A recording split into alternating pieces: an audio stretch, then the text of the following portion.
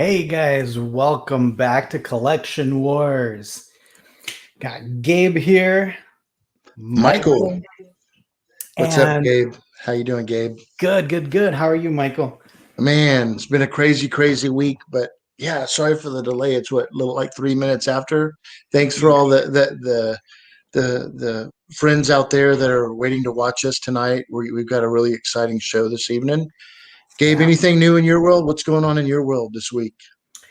Nothing much. I mean, we've been preparing for the show and just trying to get back to normal, now that things are kind of revving back up here in California. But Yeah, well, yeah, how about you, Mike? You get anything good? Well, a lot of the people out there watching might have seen a couple of videos. Me and Haley been working on the Imperial probe droid, the life size. It's huge, bro. I've sent you a couple pictures. I'm so excited where we're at right now. We're almost done with the base. We've got a 2-inch clear dowel. I think I told you about that. We're trying to get everything where it'll integrate into the actual droid and whatnot. But also, I'm working on a life size Darth Vader. Nice. Yeah, man. So a buddy of mine, Sean's been really helping me out on, acquiring all the parts, whether it's the helmet. Check it out. Yeah, let me show Yeah, you let real me see. quick. Check it out. So I'm going to be creating the Empire Strikes Back version. Oh, Here's nice. got the Vader helmet. This thing is beautiful, man. It's crazy the detail because all I have, Gabe, is the Don Post Yeah. Studio One from A New Hope. But seeing the Empire version, I think everybody's favorite Vader is, the Empire version of Nice. Vader. But yeah, so slowly but surely, I got the mannequin in, so I'm working on that and a couple other little things, and got also the chest plate for it Nice. and the shoulder pads, and it's unbelievable the workmanship that goes Yeah. into all this stuff, But it's exciting building your own, and I'm learning a lot as I go, which is what it's all Yeah. about, right? So Absolutely. And I want to thank you, Mike, because I know you sent me a little early birthday present, little project. So everybody, Appreciate it. Gabe's going to have a birthday this coming week, and happy birthday, Gabe. Thank you. Thank you. No problem, man. I was really excited to get that over to you, and my buddy Patrick 3D printed that thing, and now it's up to you to make it come to life, brother.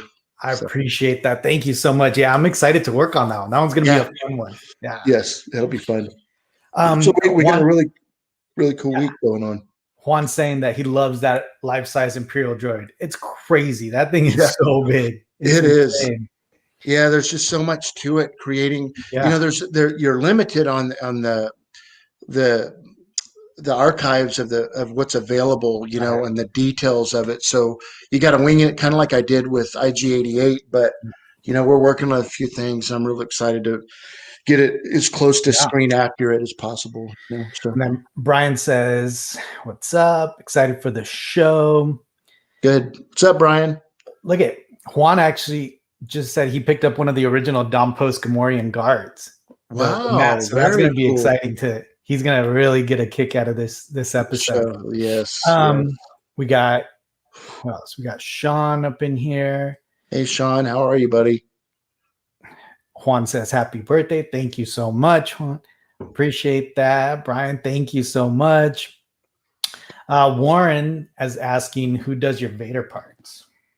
Oh man, why did you have to ask me that? So listen, the next episode, I'll bring it up because I know I should have written it. I cannot remember the guy's name, but I will get that information and get it out there to you. So I promise next episode I'll have his name down. I know that this guy it takes a little while. He does obviously fantastic work seeing this, and I'm learning a little bit about this on the Vader. I know Gabe is really specialized in the prop replicas and whatnot, the life-size helmets. There's so many different companies out there, but for this guy being an independent, wow. I mean, it's legit on the paint scheme and whatnot. Yeah. If Sean's out there and if he's by chance watching tonight, that's who I purchased this helmet from. What's up, Sean? I hope you're watching. Please chime in and let him know where this Vader helmet came from. So, but if not, I'll let you know in the next episode. Yeah. So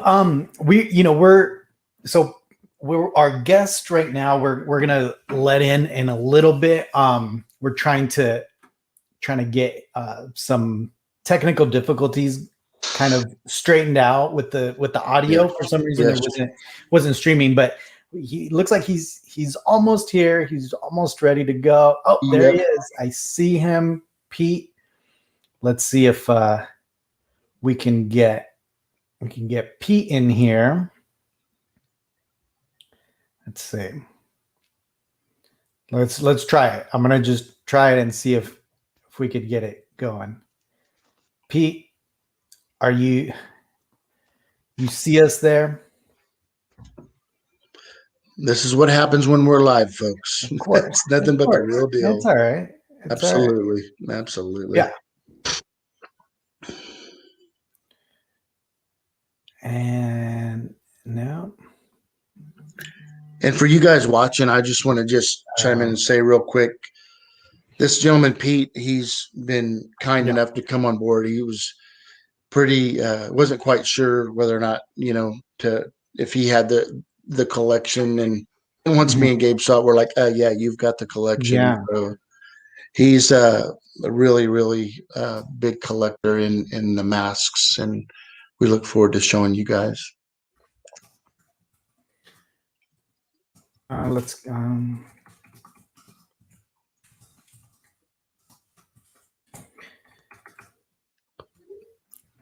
if we could get, we'll try to get the feed right now. I think the audio was the initial thing, but I have a plan for it. Okay. Hey Mike, while we work this out, is there anything else cool that you got that you have a chance to show us? As of right this second, I do have a few things going, but right in front of me, no. But I've got the life-size Imperial droid going, as a lot of people that are watching in know, and I'm working on the life-size Vader, as we just went over. And this is off of Star Wars, out of Star Wars, but if there's any, I know this is we're pro Star Wars, and of course we like Star Trek, Battlestar Galactica, and all the other ones out there, but for those that might be interested in Barbie collection, trust me, I'm able to purchase everything that I get because I'm able to say, hey, babe, how's your Barbie collection going? But all kidding aside, we are working right now on a close to right under, I want to say 1,800 square foot gallery of Barbie studio, and we're working on getting that set up right now. It's under construction, and we're hoping that within realistically 60 days it'll be complete, and I can't wait to show it on Collection Wars. My wife, she's ecstatic, excited. So that's cool, man. Yeah, man, I mean, I'm sure if you have your gallery now, she's gonna have hers. And it's crazy because it is Barbie, and I've learned so much about the Barbie collection. And there's people that collect lunch boxes, right, Gabe? There's so many things out there, but I've learned so much in the vintage, from 1959 on, to current on the Barbie stuff. And my wife wasn't even really into the 60s and early 70s. Now she's got it all, and it's pretty fun collecting. So we're having fun. We're having fun with it. And hey, Gabe, if you want, what we could do is we could go ahead and get into the collection and show his collection for him.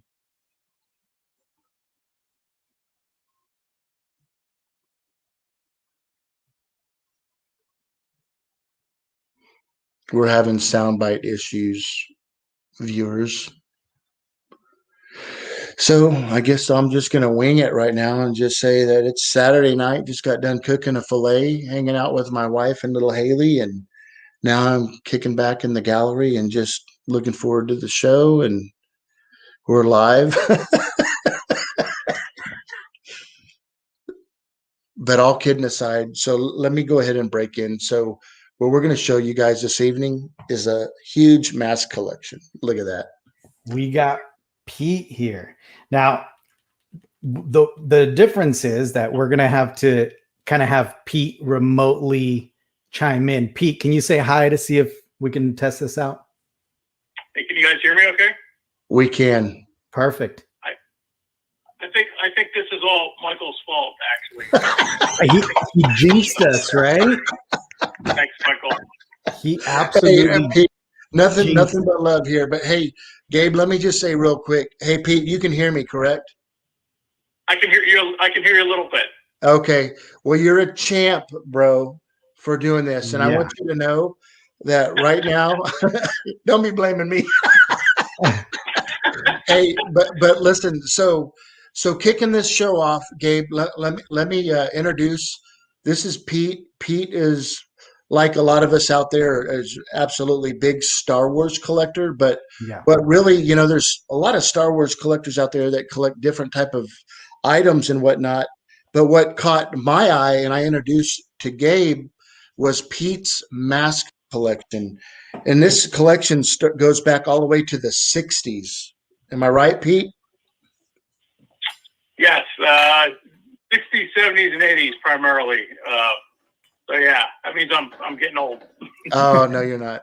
Hey, so let's let the viewers know a little bit first off on when you started. What got you into? Obviously, I saw some really great photos of you early on of your childhood memories of the Star Wars collection, which was always catches my heart. But what got you into where you are right now, having one of the largest mass collections in the U.S.? Yeah, so I was 10 years old when Star Wars came out in the mid 70s, late 70s, and like all the kids, I wanted to get all the toys, and it just became it kind of takes over your life, when you're a kid like that. Yep. So I was lucky my parents got me a lot of the toys for Christmas and stuff. So my whole room was decked out in Star Wars, as you can see from those pictures. And I actually have most of that stuff still. I took care of a lot of that stuff, and I still have it. Most of it, anyway. But as a kid, I used to get Famous Monsters magazine, and the masks were advertised in the back of Famous Monsters. And the masks were like another level to me when I was a kid because they were life size. You couldn't just go into a toy store and buy them. You had to send away for them, or you had to go to a costume store. Right. And they were expensive too. They were like $55, $60, which if you're a 10-year-old kid, you just don't have that kind of money. So, I really wanted the masks more than anything. And so, I would save my money, and I would cut grass and shovel snow, and I was doing anything I could, to try to save up enough money to get these masks. And so my dad used to take me to this costume shop in Philadelphia, and I literally would walk in with my piggy bank. I had a piggy bank full of change and dollar bills, and I would dump it on the counter. And I remember sitting there with the guy who owned the shop, and we would just count the money to try and see if I had enough money to buy a mask. So the first mask I ever got was the Don Post Darth Vader mask, and I really wanted to get all four of the original Star Wars masks that they had released. But the Darth Vader was my favorite, and I still have it today. And the first four masks that I got were actually the first four Star Wars masks that Don Post ever released. And this is the first production run of those. This is right when they first came out. So the early production masks were a little bit different. Obviously, it evolved over the years, and they changed some of the manufacturing techniques to make them easier to produce. But the ones I got were the very first issue. Yeah, that's me wearing my Darth Vader. Like I was probably about 10, 11 years old. That's awesome. And I still have those same masks. I have them today. Hey, so for me, I've collected all my life, just about. But what happened was, in getting into those masks, I actually then wanted more masks. I wasn't satisfied with just the Star Wars masks. I wanted to start collecting Don Post masks because I would see the ads in the back of Famous Monsters, and the Don Post made tremendous quality masks back in those days. They were really almost movie quality. So I just kept, I would, buy a mask here and there. Probably every 6 months, I would have enough money to buy another one. And then when I got old enough and I could afford it, I wanted to get all the masks that I wanted as a kid and couldn't afford. So Pete, I'm sorry to cut you off. So for the viewers that don't know, obviously you, Pete, as well as I have. And by the way, your audio is good, buddy. So you sound okay. We can hear you fine. So where we're at right now, when it comes to the Don Post, you've been blessed enough to be able to fly in a few times and go to a studio. And I've been to a studio one time back in I was in the mid 90s. But for all those viewers that are watching that don't know who Don Post is, Pete, let the viewers know who Don Post is and because he was, tell me if I'm wrong, he was one of the originators. There's old Don right there. He's one of the originators that started actually when the new before the prequels, when the new releases were done from the 4, 5, and 6. He was one of the first licensed guys for Star Wars to come out and actually start selling prop replicas. Am I right, Pete? Oh yeah, yeah, yeah. He was right in there with Kenner. He was one of the first companies that had a license. And in fact, the one catalog, the one year, I think it was the '77 catalog, just like Kenner had the early bird special. Don Post knew that they had this license. They didn't have the masks ready to shoot for the catalog, so the last back cover of the catalog was just this ad with, I think it had a Darth Vader helmet, like from illustration, and it just said, coming soon, kind of, things to come kind of thing, because nobody was ready for the boom that was going to be Star Wars. Right. So then it wasn't until the next year that they actually had the masks in the catalog. And I remember, because as a kid, I was seeing the ads in Famous Monsters didn't have pictures of the actual masks. They had pictures from the movie advertising that you could buy these masks. Wow. So Don was trying to get the production together to release them. And then I would call the costume shop and say, "Did you have the Star Wars masks yet?" And they finally, eventually had them. But yeah, they were right at the very beginning.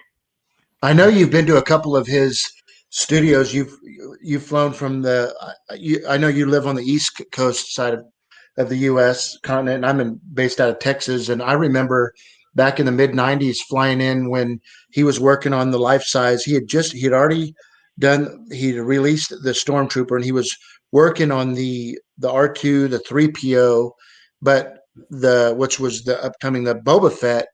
And I remember I was able to pick up the first 4. I can't remember what the release run is. I know you probably know, Pete, but the first 4 went to Lucasfilm, and I got number 5. But I remember when they going into his studio and seeing his people there working, and Don was so cool and showing me around, and it's just it's almost like you're in the film industry working there, and and he was such a pleasant guy to meet with. And it was cool that you reached out to me a couple weeks ago, after watching our show and stuff, and we're mentioning, hey, I flew out to Don Post, and there's so much that we had in common, and then holy cow, I've learned so much for you already, Pete, when it comes to, I didn't even know that he was that far back, Yeah, no, he's a very soft-spoken guy. Yeah. Very smart guy, obviously. I remember one thing from the last visit that I had at the studio, which was in the late '90s, and this was when they were manufacturing the life-size figures, and there was half-completed Boba Fett's and C-3POs, and I remember him when we were standing there. I remember him looking back at those products, and he looked at me and he said, "These are the nicest things that Don Post ever made." Yeah. And the company goes all the way back to the beginning of the century. Yeah. So when his father started the business, and they were the first company to ever release the Halloween rubber mask. So and it's a shame that the studio was sold, but that was a poignant moment, I thought, to me, that he took a lot of pride in those Star Wars life-size products and the fiberglass helmets, all the high-end stuff that he was releasing there towards the end. Yeah, it was awesome. Beautiful product. It really, really was. It was before all the other licensed guys came around. And I know we're going to jump into this, and Gabe's going to go into this on your mask collection. But since we have the topic of Don Post, a lot of people might know that when it comes to, the early on masks that he did, he released a few of the Star Trek masks. One of them was James T. Kirk. Yeah. And why don't you? I was gonna say, you want to go over the Star Wars ones really quick before we get to that one, because we absolutely can. Yeah, I got some good pictures for that one. Oh, good, real good. So I know right now you can go online when it comes to Don Post, and you can find some of his just their basic release helmets, but they did come out with some exclusive. One of them was the tell me if I'm wrong, Pete, but they came out with an exclusive, like the Don Post, the Vader. They did a TIE fighter pilot with his chest plate. And do you know of any others that they came in that were more of the screen accurate type of? Yeah, so he released like kind of, there were 3 levels of masks that he released in the late 90s. There was the standard, production type Halloween mask that they had been making for years. Yeah. Then there was a level up that he introduced called the classic action helmets. Wow. And those helmets were still plastic, but they were made from the same molds as the deluxe versions. Okay. And there was a Stormtrooper, there was a TIE fighter pilot, there was the Darth Vader, like the deluxe Darth Vader, the fiberglass one. But these were made in plastic, but they were still very nice helmets. Right. And then the deluxe line was the fiberglass limited edition Darth Vader. There was a Boba Fett. There was a Stormtrooper that is very rare. You don't see often the fiberglass deluxe numbered Stormtrooper. I didn't know. TIE fighter pilot. Yeah. The TIE pilot came with the chest box, and it actually was mounted on a stand that looked like a fire hydrant. Yeah, I have that one. I had that one. Looked like they had molded a fire hydrant. Yeah. They just put the helmet and the chest box on, and it was beautiful display. Yes. Yeah. So Pete, I want to just really quick before, because we have a lot of other stuff from your collection, but just going back to your original 4 masks, right? Because these are your original ones that you had as a kid, right? Yeah, I took that picture yesterday. So the picture of me, my room in the 70s, it was the same mask. I have a very dear friend named Dante in California who actually foam fills all of my latex masks. Nice. The foam actually makes it a solid piece and preserves it for a long time. But yeah, those are the original 4. And there's some differences with the way they made, like the Darth Vader. Their very first one they made, the mouth has a glued-in screen, and if you were to look on the inside of the helmet, the screen is silver on the inside. It also has a white label. Hang on one second. That has a white sticker that says Don Post Studios and has illustrations of the mask. That's how you know it's a first issue, the first production run. Got it. So that screen is kind of how you can tell if it's now. What is this made of? Is it fiberglass or is it It's plastic? plastic. It's a rigid plastic. It's funny because it still smells exactly the same on the inside as it did when I was a kid. It has like a heavy plastic smell. But yeah, it's plastic. Here, let's put Mike up there. Pete, you recognize this bad boy? I certainly do. I think let's just have over here. Yeah. So this is the deluxe version, Don Post, and it's crazy. The first time I ever saw this, this side of the helmet's higher than this side, and I just didn't know all the inaccuracies. But yet, I mean, it was right out of the archives mold. But this is the New Hope version Vader, and the one I showed earlier on the show was the Empire version. But I just love the New Hope. That's where it all started, right? Yeah.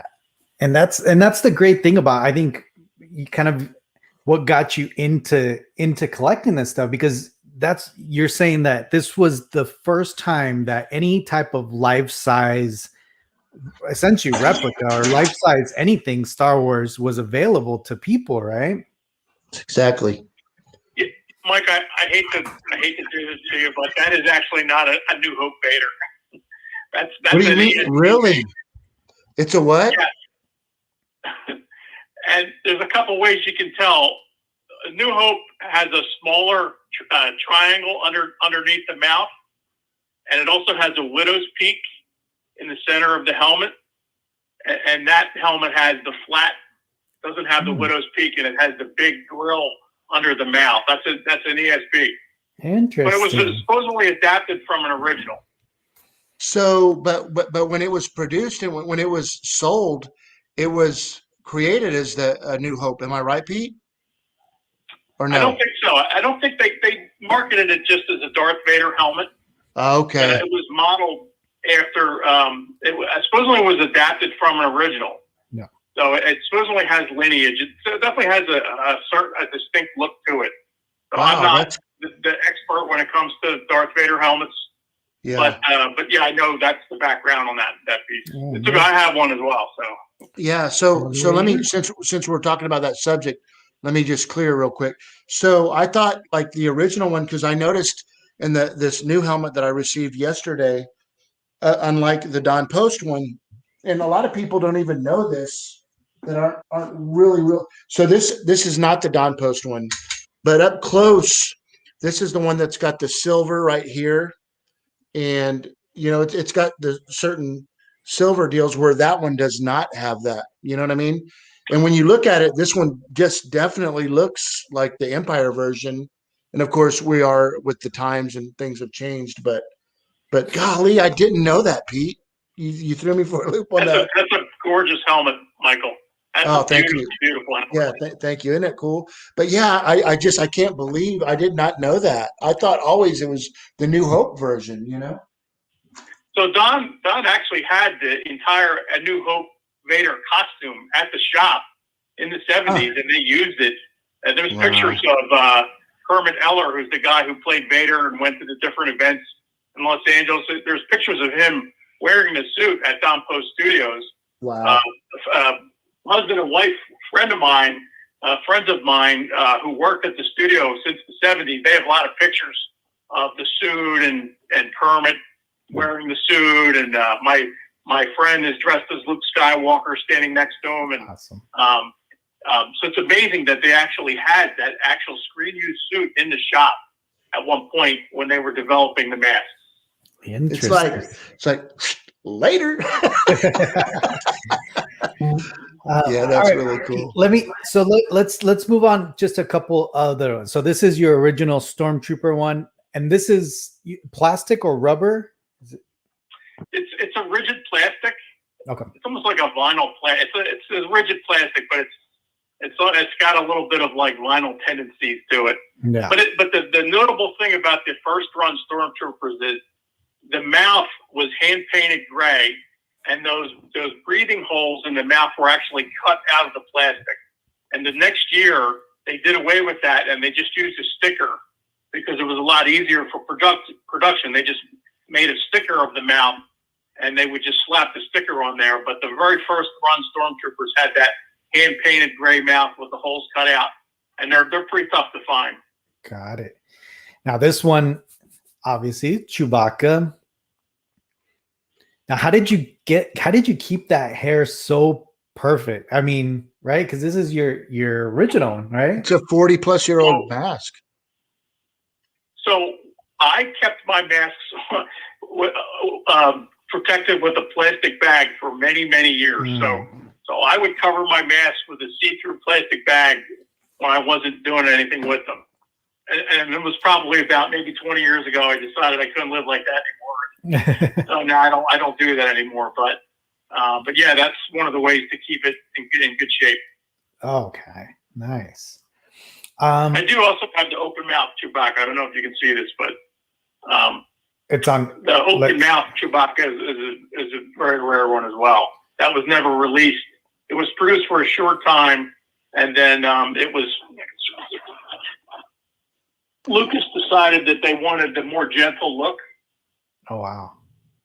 Hey, Gabe, Pete. I don't mean to interrupt you, dude, but I am just like freaking out in your background. It's so I mean, damn, that is so beautiful, man.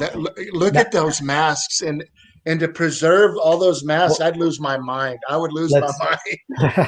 And I think I have a few too many at this point, but yeah, I have a lot of masks. And we're gonna ask you questions about that whole background once we get through all these pictures.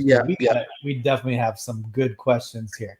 All right, so let me just go back to the stream there. Okay, so we got Chewbacca. You said you kept it in a plastic bag, so it's in perfect shape. That's amazing. Yes. And then we got the C-3PO is also the first run. You said, right? Yeah, and the early 3POs had that eye. Center eye cut, but And then the later ones that they released in the 90s, they didn't cut out that hole in the center of the eye.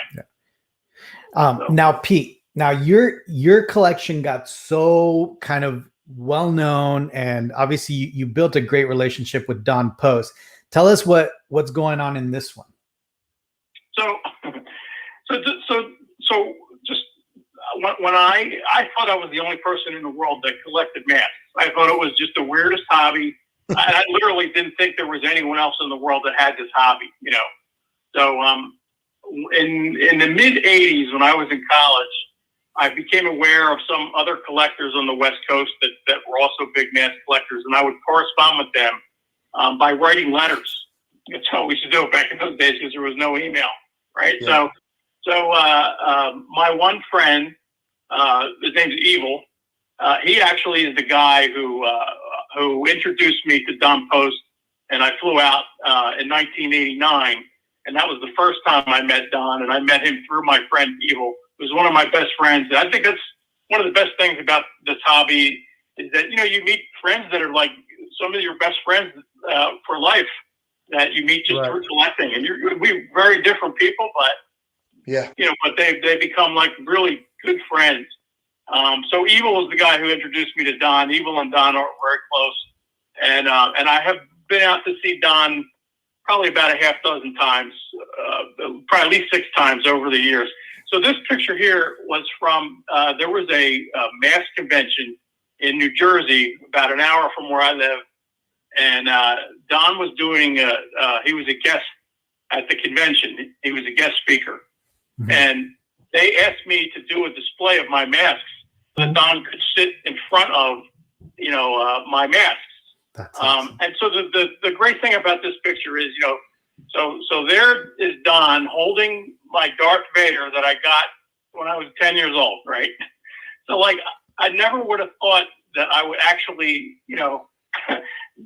be sitting with the guy who made the mask when I was 10 years old, and to take that picture with him holding that mask, it was just, it was one of those moments where you're like, wow, this is, like one of those dream moments as a collector.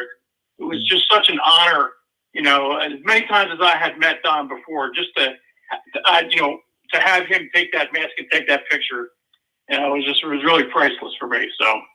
Yeah, that's awesome. And so all the masks that he had there on display, you said are yours, and those are also some of the like original, right? The original first runs. Yeah, so I have a lot of 60s masks that were made, and Universal masks that were made in the 60s, and you see some of the Planet of the Apes originals that were made in the 70s, and I have a lot of that stuff. So that's a great photo. And that's, I think for most collectors and most fans of anything, right? That's the ultimate dream, right? You always want to meet kind of the creator, the person who inspired you to do this. And for you, I mean, obviously Don Post is a major part of that. So that's an amazing picture. I love that. Yeah, thank you. I still get chills when I see that picture. Yeah, that's awesome.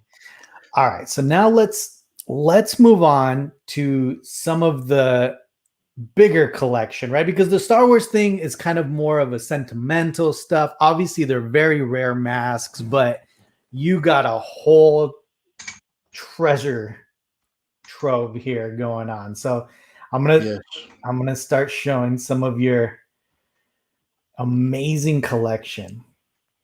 So let me open this up. Yeah, and I can tell you on the Don Post side of things, his C-3PO, life-size 3PO that I was blessed to get is hands down out of the sideshow. There's only a couple companies that have ever released the life-size version of the C-3PO, and nobody has come close to the Don Post version, period. Nice. Well, Pete, look really at that quick, collection. Just That's unbelievable. Maybe can you just run really brief over kind of each row and kind of let us know, like this top row, anything special in there that you want to share with us? Yeah. So almost all of the masks that you're seeing here were made in the 70s, and these are the masks that when I was a kid and my dad would take me to the costume shop. all of these masks were on these real high shelves, and they were all real expensive, And I remember. They were the ones that I wanted to get when I was old enough. So that's really what this wall is all about. Is all about those 70s masks, and fulfilling that. Being able to collect them all. So the one that's going to jump out at everybody, and especially anybody that collects masks or knows anything about masks, is the second shelf in the center is the original. That is an original factory finished 1975 Captain Kirk mask. And of now, course, hold on, Mike. Hang on. Before anything is revealed, anybody watching right now, I want them to take a look at the Captain James T. Kirk mask and just look at it for a few seconds here and just say, does it look familiar? Is it familiar to you? Go ahead, Pete. So the funny thing is, the Captain Kirk mask was a terrible seller for Don Post. They couldn't give them away. I think they only produced them for a year. What happened was John Carpenter picked up that mask at the Hollywood Toys in the late 70s. And actually, it wasn't John. It was his production manager, Tommy Lee Wallace, stripped the sideburns off, painted the hair black, painted the rest of the mask white, stripped the eyebrows off, and it became Michael Myers. Wow. So that's so awesome. There's a huge fan base for Michael Myers. Tremendous. I mean, people just go absolutely crazy for Michael Myers. And there's not the Captain, an original Captain Kirk is just a very, very rare mask. There's probably a handful that are known to exist. And they're very sought after. So, but for me, I don't have it because it's a desired mask and because it became Michael Myers. I like it because it was a mask that I saw as a kid, and I wanted to get it when I was a kid, but I couldn't get it, and so that's why some people always or people will say to me, "Why don't you have it in a glass case by itself?" Yeah, it doesn't belong in there for me. It belongs on a shelf with all the other 70s masks. Yeah. So that's how I look at it. I don't know if can you see? It's right here. Can you see it? Oh yeah, look at that. Oh yeah. Yep. You know what blows me away, Gabe, is how Pete has collected these for 40 plus years of these masks, and they're in such pristine condition. That's the greatest part. Yeah, I can't believe it. That is beautiful.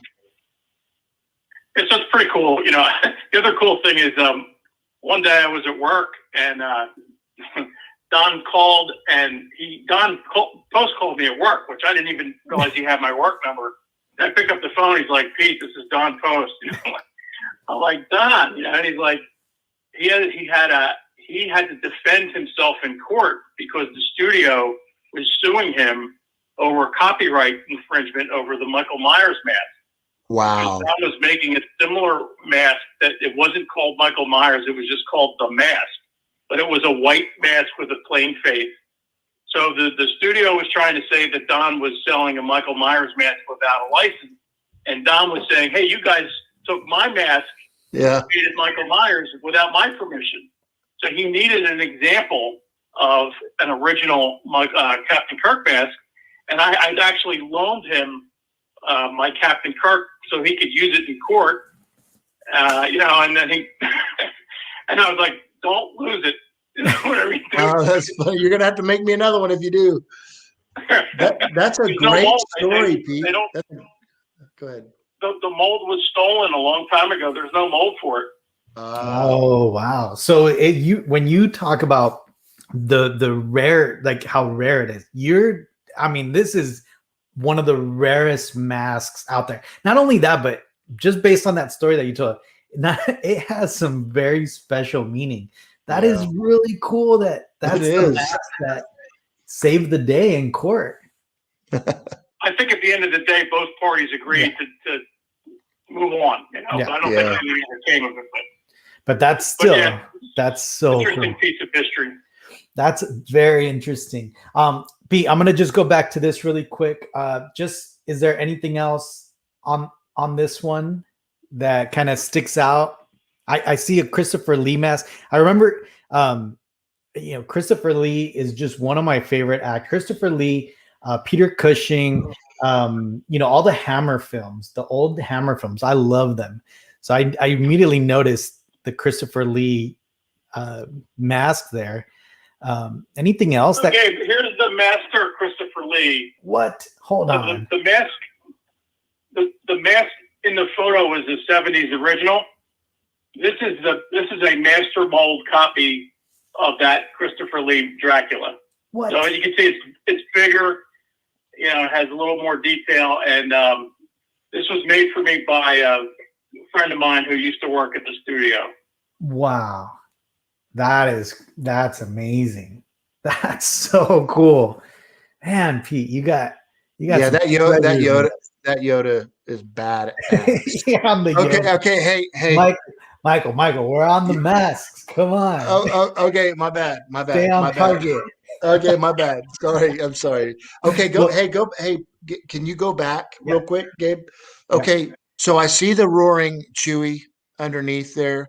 So to the left of Chewie, 3 masks over, is that the Cantina, or is that a werewolf, or is that the Star Wars Cantina version? No, they're just generic werewolves. The one thing I should say about many of these masks, so Don Post, their claim to fame in the '60s and the early '70s was they had the license to make Universal Studios monsters, right? So the Frankenstein and the Creature from the Black Lagoon and all of those. That was their bread and butter. Well, they lost that license in the mid '70s. 1976 was the last year that they had the license for the Universal monsters. So they had to come up with new characters to replace them.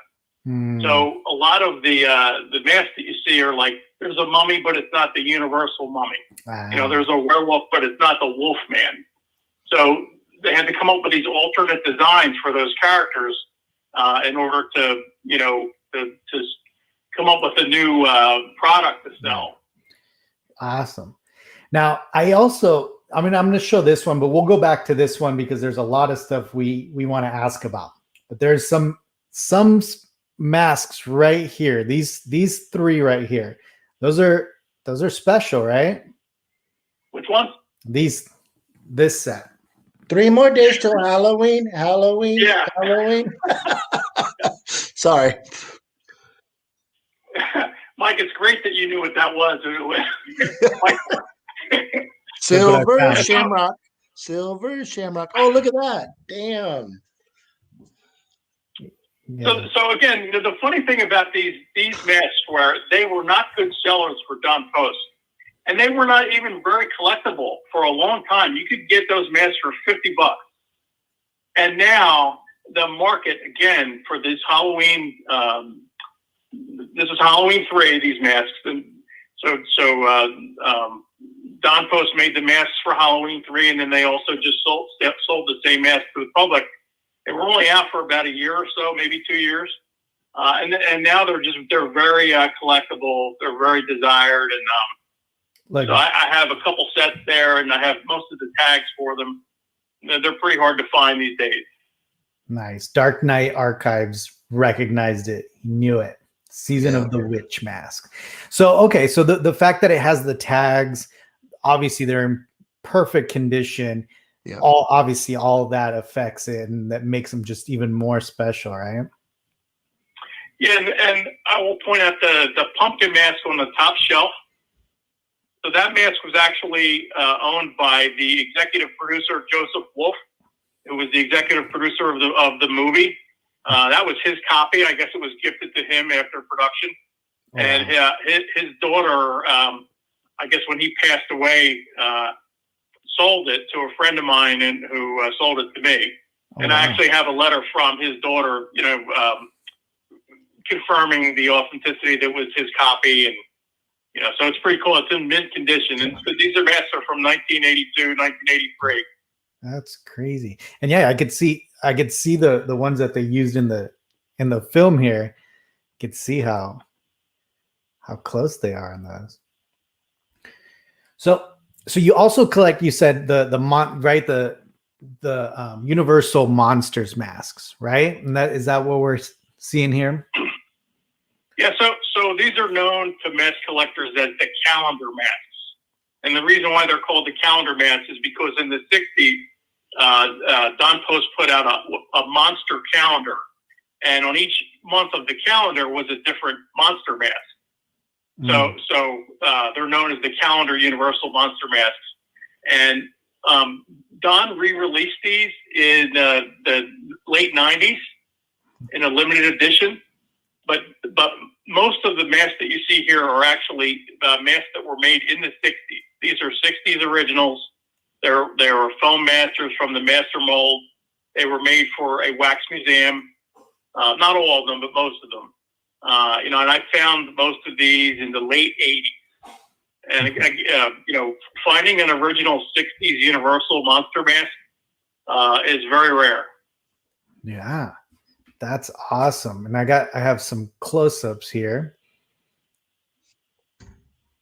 Yeah, so the Dracula, that's a 60s original. It was restored. It was in really bad shape when I first acquired it, but it was beautifully restored by my friends, the Tharps. No. All right, and then some of these.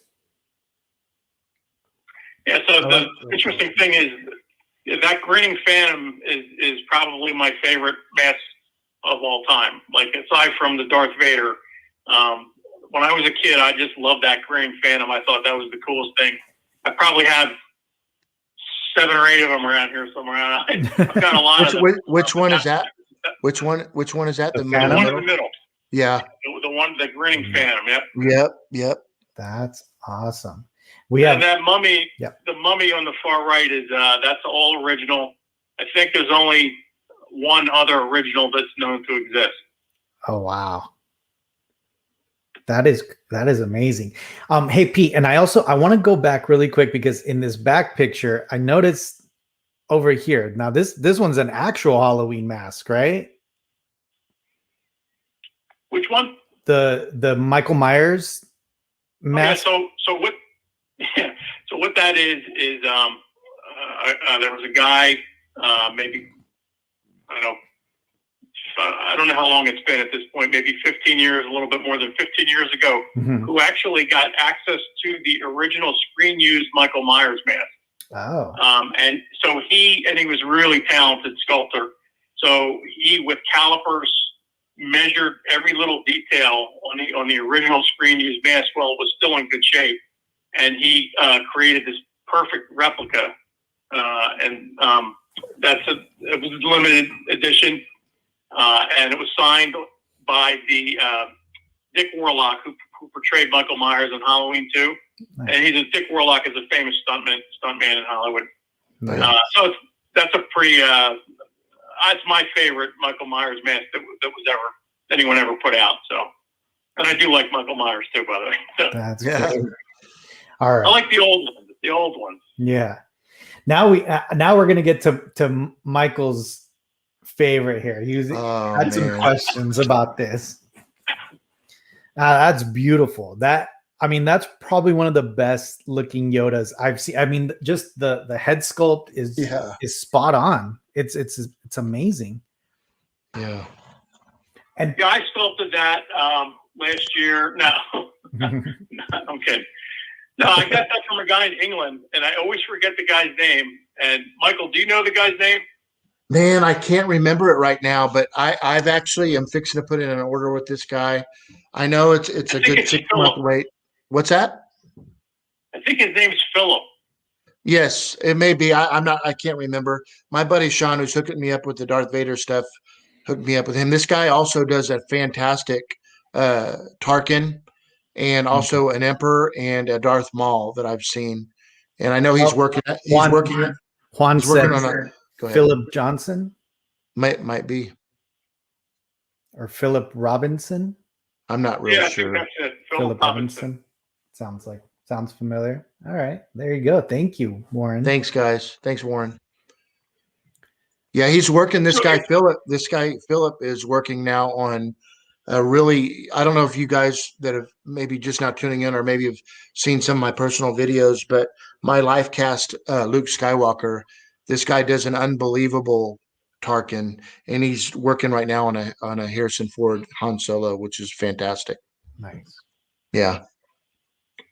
Golly. So he does an amazing job. It's made out of polyurethane foam, and it's foam filled solid. It has glass eyes, and it stands on its own. It stands on its own 2 feet. It's really it's an incredible. I saw it. I was just like, I gotta have that. That's amazing. Mm-hmm. Just such a good sculpt. Now, here's another one that Mike had some questions about. I would love to have that in my theater room, buddy. Damn. My wife would not have that, though. So what can you tell us, Pete? Yeah, so this is the Predator, obviously. This is the first Predator from the first movie with Arnold, which I love. That's one of my favorite monsters. And so I had access to get a casting of the head in the early 2000s. The original. It was just the head. It didn't have the dreadlocks, and it didn't have the mouth. The way they sculpted it, the mouth was a separate piece. And so the original Predator was made by a tremendously talented guy by the name of Steve Wang, and he also a guy named Matt Rose. Those two guys created. They built, sculpted, and painted the original Predator for Stan Winston. Yeah. So I somehow got the idea that I was going to get a hold of Steve Wang, even though I didn't know him, and I was going to ask him if he would make me a Predator head. So I got a hold of him, and he agreed to do it. He sculpted the mouth, and he sculpted the dreadlocks. I don't know how many dreadlocks are on the head itself. Certainly, maybe 50 or so. I'm not sure, but it's got a lot of dreadlocks, and it turned out just perfect. That thing's awesome. I want to give a shout out to my friend. My friend who's one of my best friends, who's also a huge Predator fan. His name's Larry Kidd.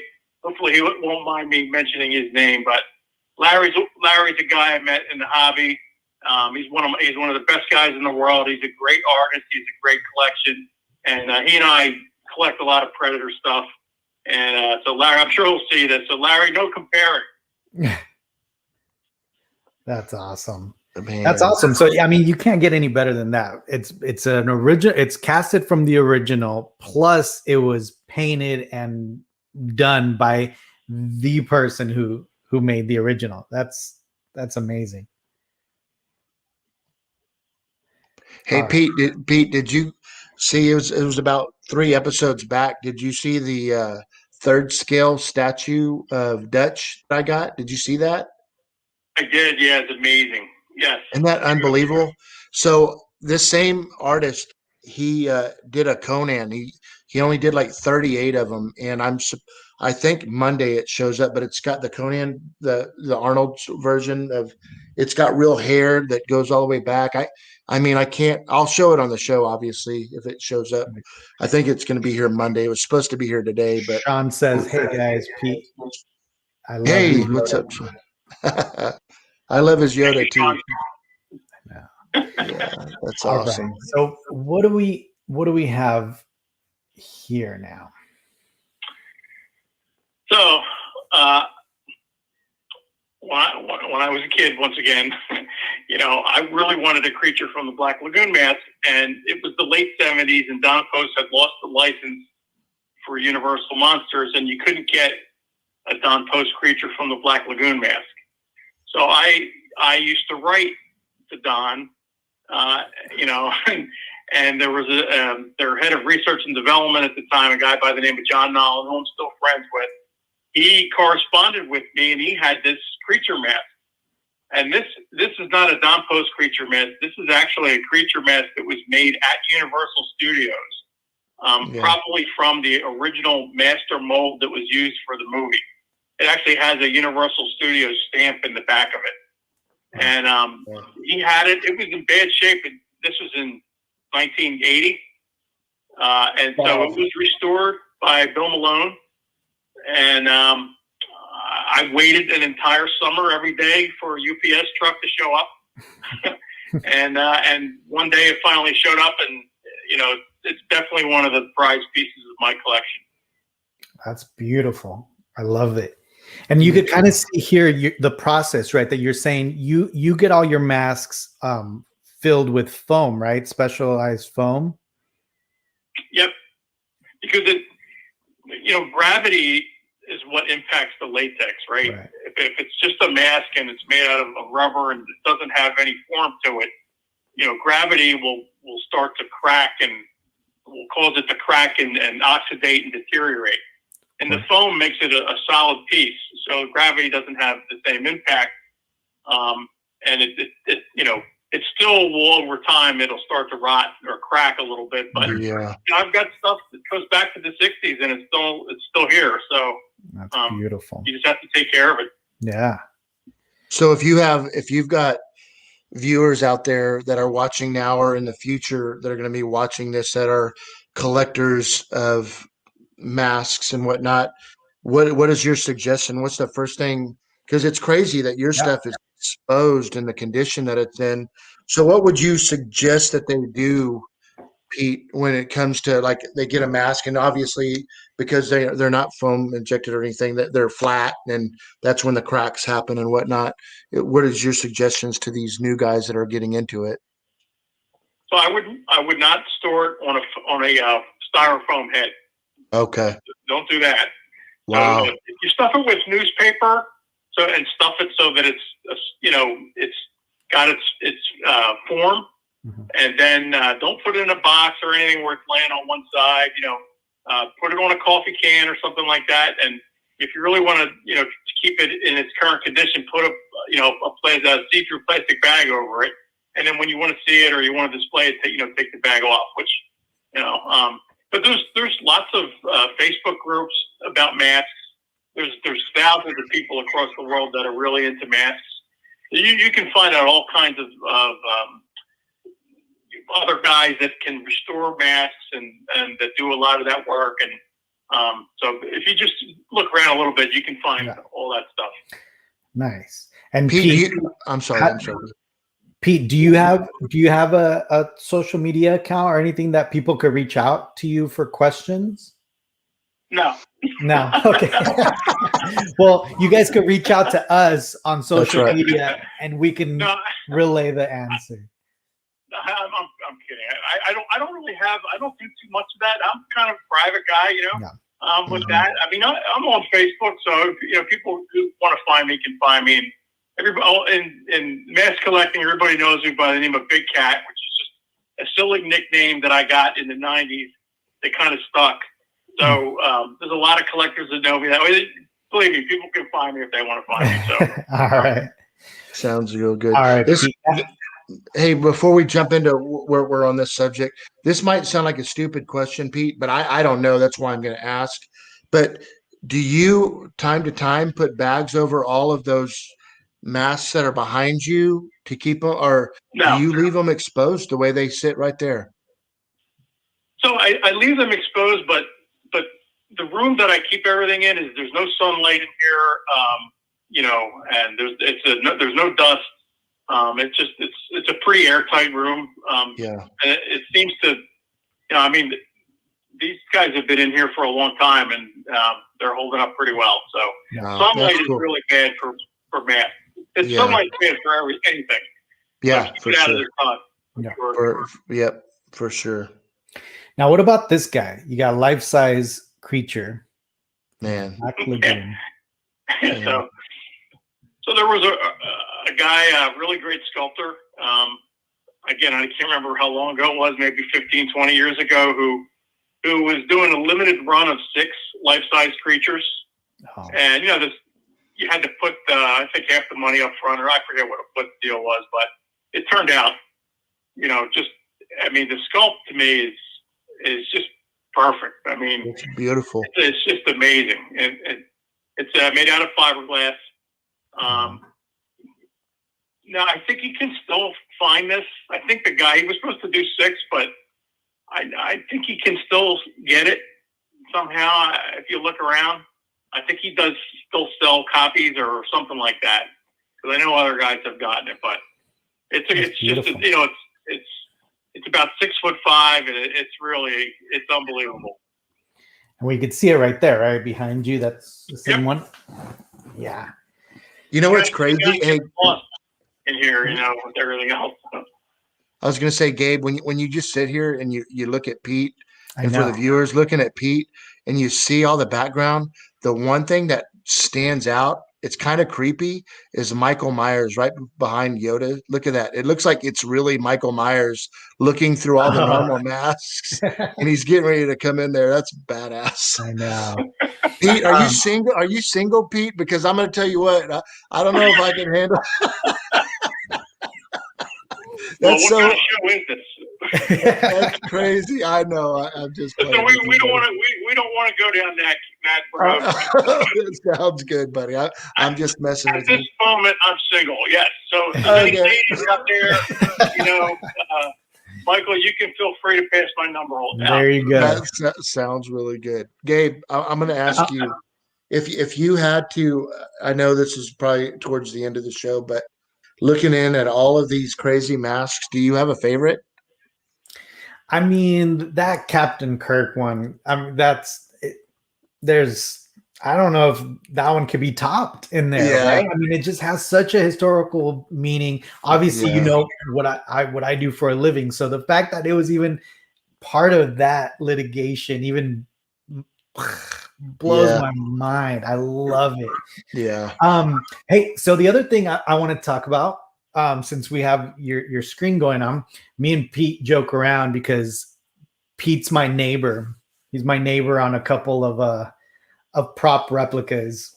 And we joke around because Pete has the original CZ head that was commissioned from Regal Robot. So Pete's the one who made it happen, guys. So we thank you, because all of us that have that CZ that was Pete. Pete has the AP. He has the master. That's awesome. Yeah. So I'm primarily a mask collector, but I've always, obviously always loved Star Wars, the original trilogy Star Wars. And, I got the Yoda and, I got Stormtrooper helmets and things like that. So I've been interested in getting, some of the higher end pieces. And, when Regal Robot, when Tom Spina launched that company, and I saw the stuff he was making, I was just like, wow, like this stuff is great, And so in Tom's, one of his first advertisements, he had a picture of the CC3. And for whatever reason, I always loved that droid. It's goofy looking. It's, you don't see him that much.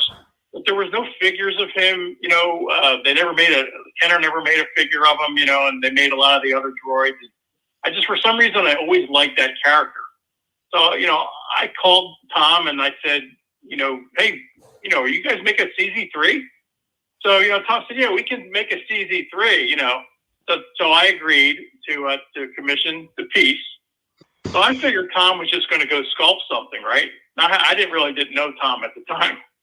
A couple months later, Tom comes back and says, yeah, we went to Lucasfilm and we scanned the original and we're going to make it off of a 3D print and we're going to have Brian Muir sign the plaque. I was like, are you kidding me? Like, I had no idea that it was going to be to that level that he would create this. And it's, it just turned out just perfect.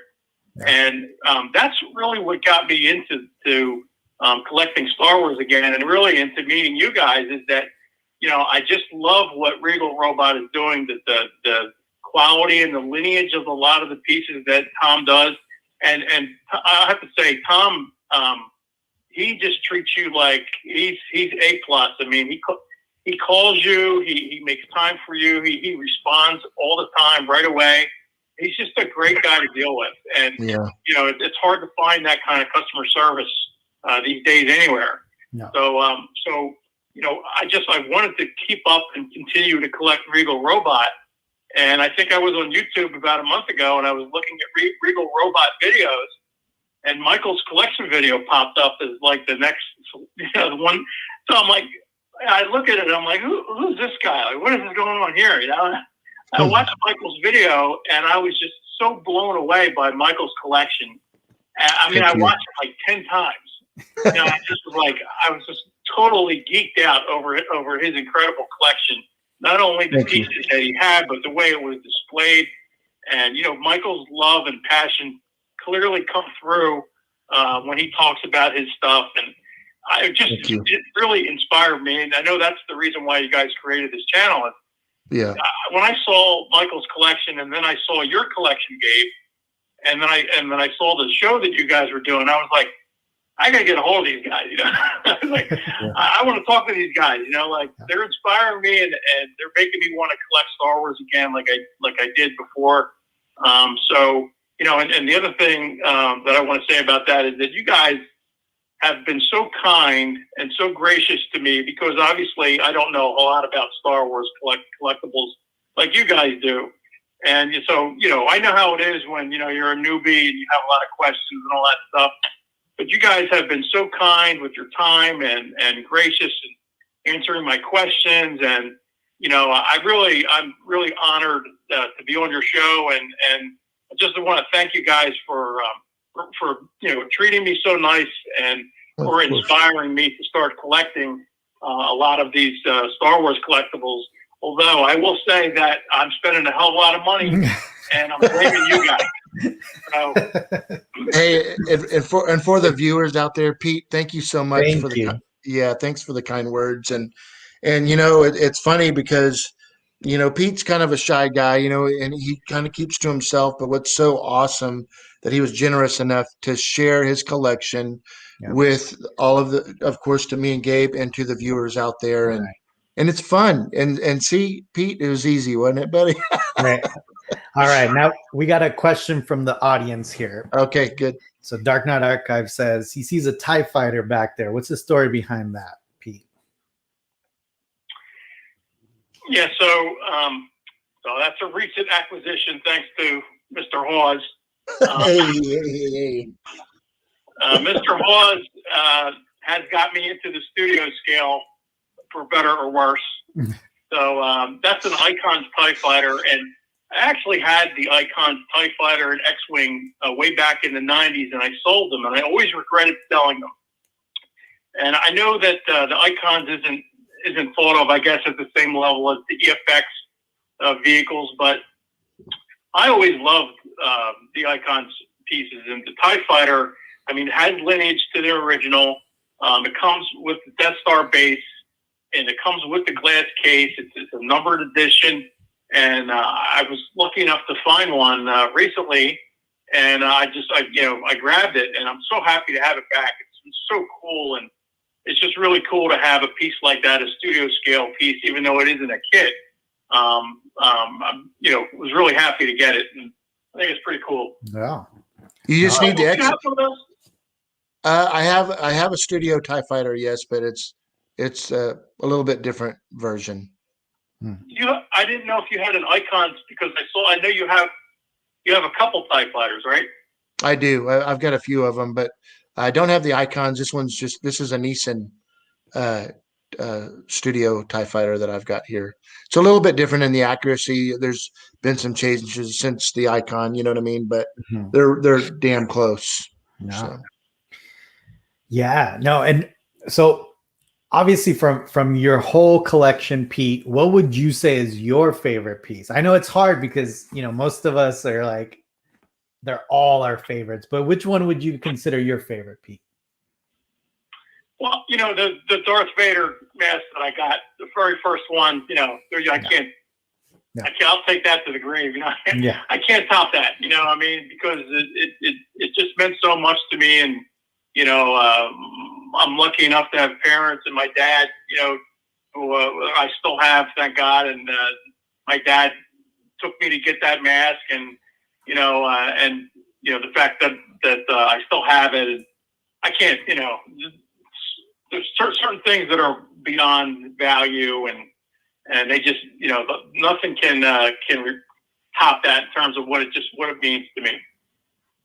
You know, what's so crazy about that, what you're saying right now, is Gabe and I several times have brought that subject up. The craziest things is we could have a $20,000 piece or a $30,000 piece or $50,000 piece, but it's the $15 one that is the most special to you. And that's why that's why this is so special. And the comments that come through to me and Gabe, it's the same thing that comes up as of what it does for them at that particular time. And it's just awesome.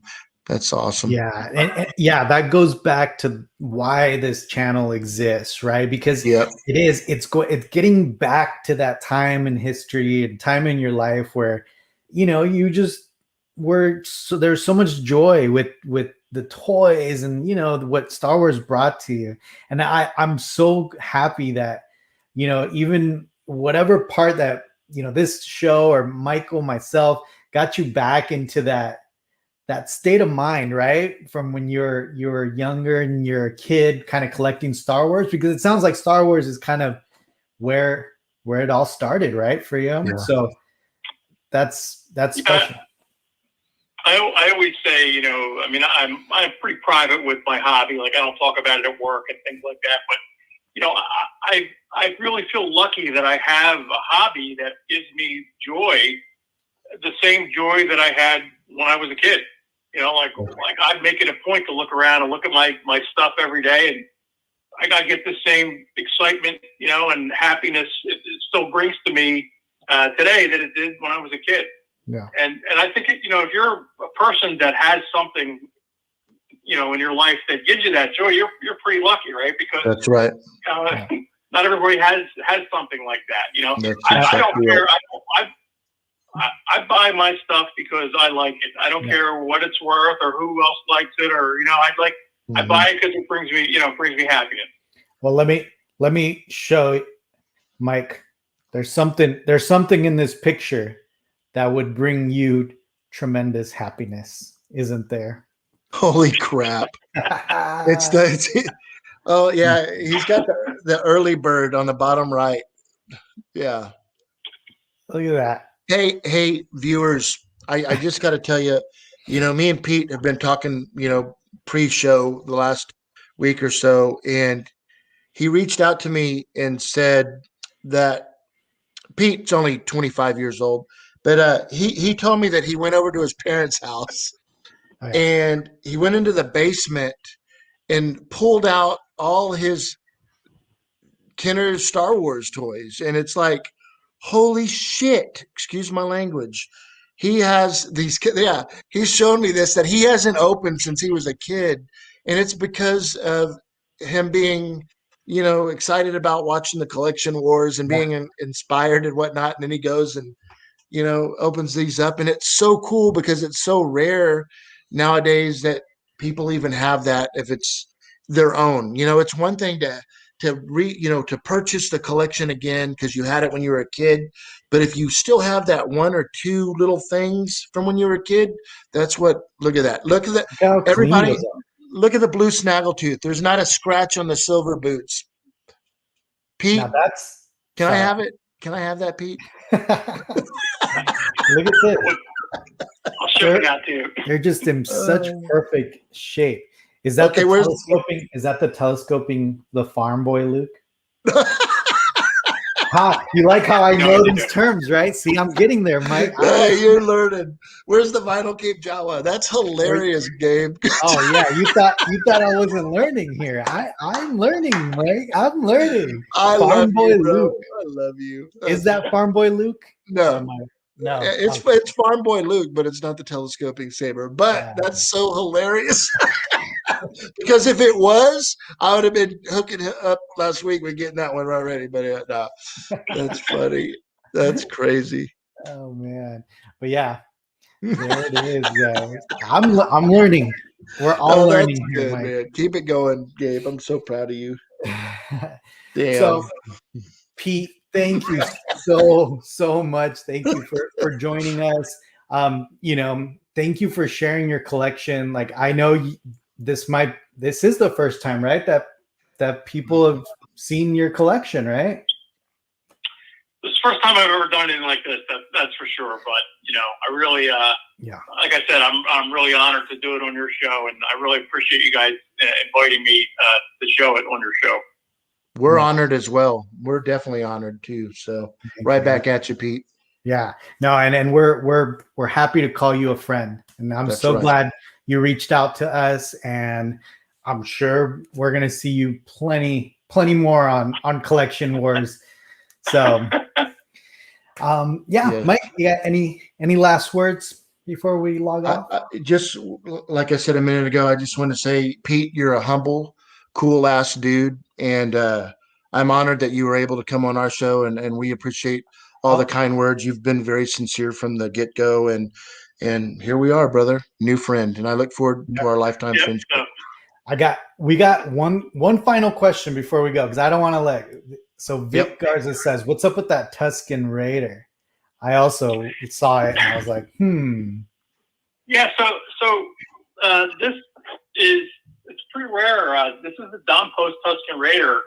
It was released initially in 1980 when they released the Empire Strikes Back masks, and this is the first version that they ever released because it has the eyes are longer.